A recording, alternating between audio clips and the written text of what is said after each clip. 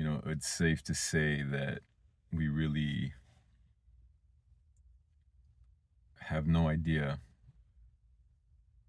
how to properly use our body and our mind. We're never taught any of this. I think Sadhguru says, we're giving this amazing piece of technology, but no one ever reads the manual. Where's the manual? The information is out there, on how to be at ease, how to pay attention to your thoughts, how to take control of what's going on in here.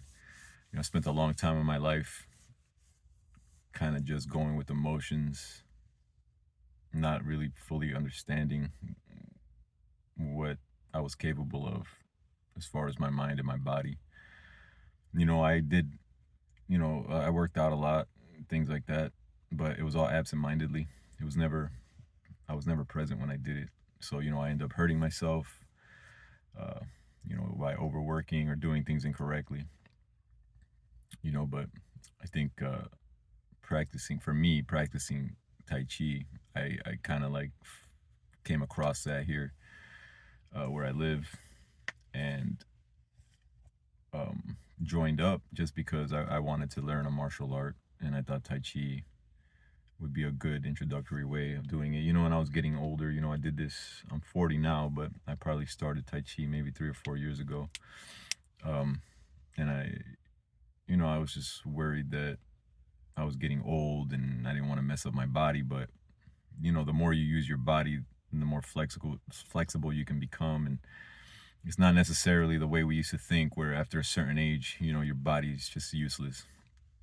Tai Chi really taught me to pay attention to what was going on within me and to really feel my body properly, and be able to hold myself in positions properly.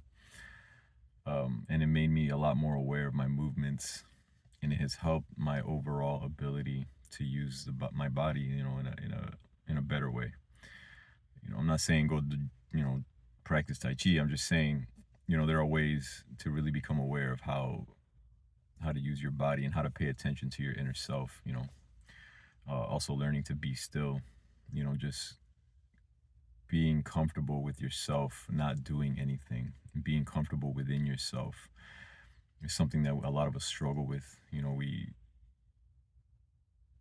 We're so afraid of being alone, usually because of our mind. Our mind is going a mile a minute. We don't know how to calm it down, and so we're afraid of the thoughts that we're having. We think there's something wrong with us or whatever, but you just don't know how to chill, really. If you just learn how to be still with yourself, man, it really changes everything. It changes your whole experience of life. And the information is out there. You just really gotta want it. You gotta want it for yourself. I've learned, it's this journey can be a lonely journey, just because, the journey of the inner self, you have to do yourself. There are people that can guide you, and obviously, there are people that can teach you, but ultimately you are the one that has to practice. you know you're the one that has to go through it. And yeah, just some morning thoughts for you. Yeah, thank you for listening.